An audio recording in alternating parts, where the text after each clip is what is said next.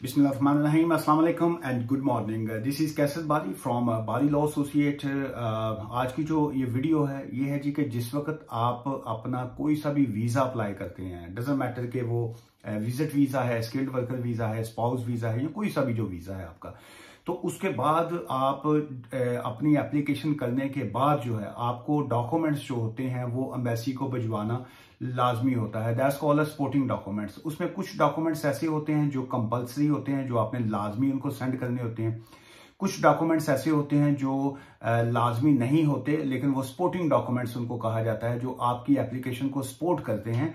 और वो extra documents होते हैं जो आप उनको अगर वो भेजते हैं तो उससे आपको आपका केस जो है वो मजीद स्ट्रांग होता है। अच्छा, अब जिस वक्त अब आप डॉक्यूमेंट्स उनको भेजते हैं तो बहुत से लोग जो हैं वो जो DIY जिसको कहते हैं, जो डू इट योर सेल्फ जो है वो अपनी एप्लीकेशन खुद से कर रहे होते हैं, वो वहां पे बहुत सी गलतियां कर जाते हैं कि जी कि वो कौन से सेक्शन में कौन सा डॉक्यूमेंट्स अपलोड करना है, वो उनकी जो मिस्टेक है वो बहुत से केसेस में जो है वो रिफ्यूजल की तरफ लेके जाती है। सो यहाँ पे मैं आपको सिर्फ जनरल इन्फॉर्मेशन दे रहा हूँ, it's not a legal advice. तो अगेन यही मैं कहूंगा कि अगर आप को लीगल एडवाइस चाहिए हो तो आप हमारे ऑफिस अगर आना चाहें तो बारी लॉ एसोसिएट, हम लोग ब्रैडफर्ड में इमिग्रेशन लीगल सर्विसेज प्रोवाइडर हैं। अगर आप UK से नहीं हैं, किसी आउटसाइड की कंट्री हैं, तो आप हमारे ऑफिस से रब्ता करके फोन कंसल्टेशन जो है वो भी ले सकते हैं। और हमारा ऑफिस जो है वो फोन एडवाइस की फीस चार्ज करता है, लेकिन मैं आपको यहाँ पे इंफॉर्मेशन दे रहा हूँ जी। अच्छा जी, जिस वक्त आपने अपनी एप्लीकेशन कर दी उसके बाद अब आप VFS ग्लोबल जो है उसकी जिस वक्त आप वेबसाइट पे आप डॉक्यूमेंट्स को अपलोड करने के लिए आते हैं, सो उसमें मुख्तलिफ सेक्शन जो है वो आ जाते हैं जी। कि उसमें क्या आ जाते हैं कि जी कि एक तो आ जाता है आपका ट्रैवल डॉक्यूमेंट्स जो है वो आप का क्या है, वो आपने उनको बताना होता है कि ट्रैवल डॉक्यूमेंट्स मीन के जो आपका पासपोर्ट है या जिसके ऊपर आपने ट्रैवल करना है। फिर उसके बाद आ जाते हैं जी फंड्स अवेलेबल एविडेंस जो है कि जी के जो फंड्स अवेलेबल टू यू हैं कि जी कि आपने जो ट्रैवल कॉस्ट पे या जो वहां पे कॉस्ट खर्चा करना है उसके जो आपके पास फंड्स अवेलेबल हैं उसकी आपको कोई एविडेंस देनी पड़ती है। फिर स्पॉन्सर सपोर्ट एविडेंस जो है वो आपको देनी पड़ती है कि जो आपका स्पॉन्सर है, स्पॉन्सर से मुराद कि अगर आप स्टूडेंट हैं तो फिर आपने जो यूनिवर्सिटी को फीस पे की है उसकी जो आपने रसीद है वो देनी होती है, या जो उसका बैलेंस होता है वो कि आपके अकाउंट में वो मौजूद है 28 डेज का, वो आपने दिखाना है। अगर आपका स्पॉन्सर जो है वो स्पाउस है तो फिर आपने स्पाउस की जो है वो एविडेंस दिखानी होती है कि जी उनकी जो इनकम की एविडेंस है वो ये है। उनकी बैंक स्टेटमेंट जो है वो आपने अपलोड करनी होती है। फिर उसके बाद उनकी जो पे स्लिप्स हैं वो देनी होती है। अगर कोई सेल्फ एम्प्लॉयड है तो उसके मुताबिक डॉक्यूमेंट्स आपने देने होते हैं। अगर आप विजिट पे जा रहे हैं तो फिर भी आप जो स्पॉन्सर सपोर्ट एविडेंस वाला जो सेक्शन है वहां पे आपने उनकी जो एविडेंस है वो देनी है। फिर उसके बाद आ जाता है जी relationship with the sponsor evidence, जो है evidence of the relationship if any between you and your sponsor जो है वो आ जाता है। वो अगर आप स्टूडेंट हैं तो फिर ऑब्वियसली जो आपका जो ऑफर लेटर होता है वो होता है। अगर आप वाइफ को बुलवा रहे हैं तो आपका मैरिज सर्टिफिकेट है, आप स्पाउस वीजे पे हैं तो मैरिज सर्टिफिकेट या बाकी आ गए। अगर आप अपने बच्चों को बुलवा रहे हैं तो फिर उनका बर्थ सर्टिफिकेट जो होता है वो आ जाता है जी। फिर इसी तरह अगर आप विजिट वीजा के ऊपर कहीं पे उनके पास जा रहे हैं तो फिर आपका जो ये पाकिस्तान से अगर आप एप्लीकेशन कर रहे हैं तो फिर आपका जो FRC होता है जिसको फैमिली रजिस्ट्रेशन सर्टिफिकेट कहा जाता है। इसी तरह इंडिया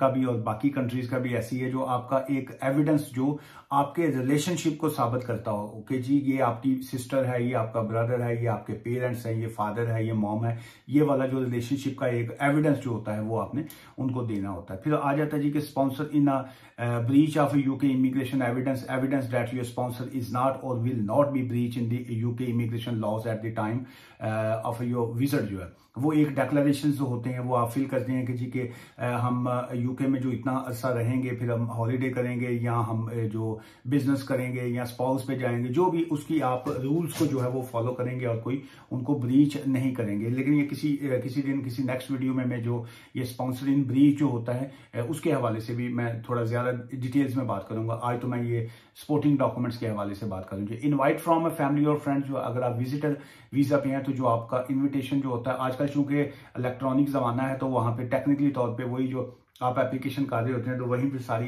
डिटेल्स आ जाती है, जो स्पॉन्सर का नाम आ जाता है, एड्रेस आ जाता है, उनका फोन नंबर आ जाता है, तो वहीं भी आप इंफॉर्मेशन जो है वो शेयर करते हैं जी। अच्छा, जिस वक्त आप उसके एप्लीकेशन ये करते वक्त ये चीजें आपके माइंड में होनी चाहिए। उसके बाद जब आप डॉक्यूमेंट्स अपलोड कर रहे होते हैं तो फिर जो अकोमोडेशन डैश परमानेंट और टेम्परेरी जो है वो एक सेक्शन आता है जी। उसका मतलब ये होता है कि जी के फॉर एग्जांपल होटल, अगर आप होटल में स्टे कर रहे हैं तो फिर होटल की बुकिंग आपने लगानी है जी। अगर आप किसी के घर में जाके, किसी दोस्त या फैमिली मेंबर के घर में जाके स्टे कर रहे हैं तो फिर अगर उनका घर अपना है तो उनकी वो जो डीड की कॉपी है वो आप लगा सकते हैं। अगर उनका घर रेंट का है तो फिर वो जो रेंटल एग्रीमेंट होता है वो आपने उनको देना होता है साथ में, कि जी कि हम वहां पे जाके स्टे करेंगे। अच्छा, उसके बाद सेकंड आ जाता है जी, अगर आप स्टूडेंट वीजा पे हैं तो फिर एजुकेशनल जो डॉक्यूमेंट्स होते हैं वो आपने देना होता है। फॉर एग्जांपल ये high school and university certificates जो हैं या जो भी आपके एजुकेशनल डॉक्यूमेंट्स हैं जिसकी बेस के ऊपर आप एडमिशन आपने लिया है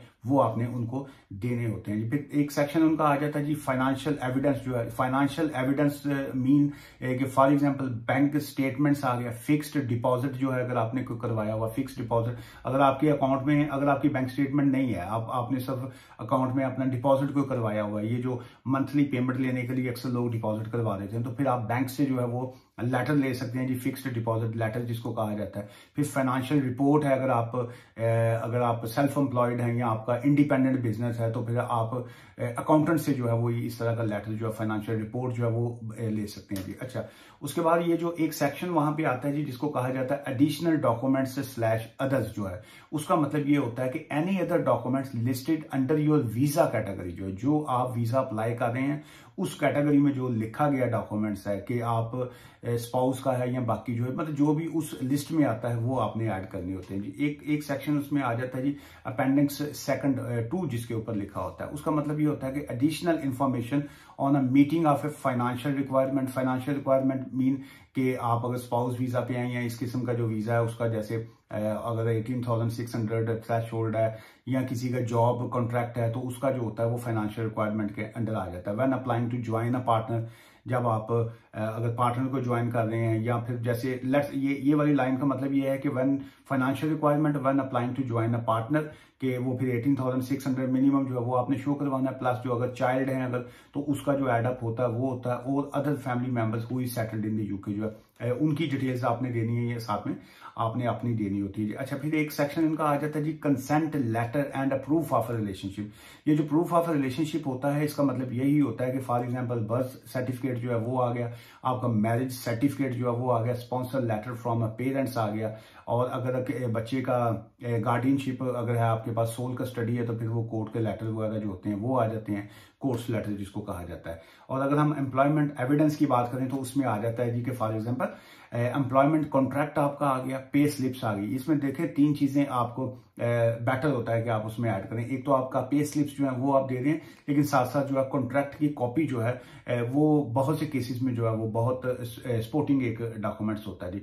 स्पॉन्सर एविडेंस जो होता है, स्पॉन्सर एविडेंस से मुराद ये आता है जी कि for example invitation letter from a sponsor, support grantor, या स्पॉन्सर पासपोर्ट कॉपी है अगर उनकी, फिर या उनके पास अगर पासपोर्ट नहीं, ब्रिटिश पासपोर्ट नहीं है तो फिर उनका जो सेटलमेंट है, या उनके पास इंडेफिनेट लीव टू रिमेन है, या उनके पास लिमिटेड लीव टू रिमेन है, जो भी उनका वीजा है उसकी कॉपी आपको देना लाजमी होता है जी। लाजमी भी होता है और ये बहुत से केसेस में सपोर्ट भी बहुत करता है जी।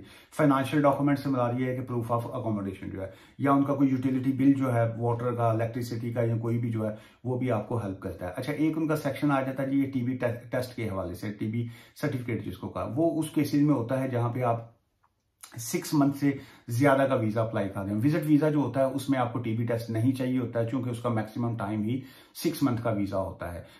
तो इसलिए जो विजिट वीजे के अलावा जो भी कोई वीजा जो 6 माह से ज्यादा का होता है, चाहे स्पाउस वीजा है, स्टूडेंट वीजा है, या कोई और कोई स्किल्ड वर्कर वीजा है, उसमें टीबी टेस्ट का होना जो है वो लाजमी है। ये थी जी बेसिक सी एक इन्फॉर्मेशन जो मैंने आपके साथ शेयर की। यहाँ पे अगेन मैं बताता जाऊं कि मैं आपको यहाँ पे सिर्फ इन्फॉर्मेशन शेयर की है, it's not a legal advice. Legal advice लेनी हो तो आप मुझसे रब्ता कर सकते हैं जी। दुआ में याद रखिएगा जी। Take care, bye.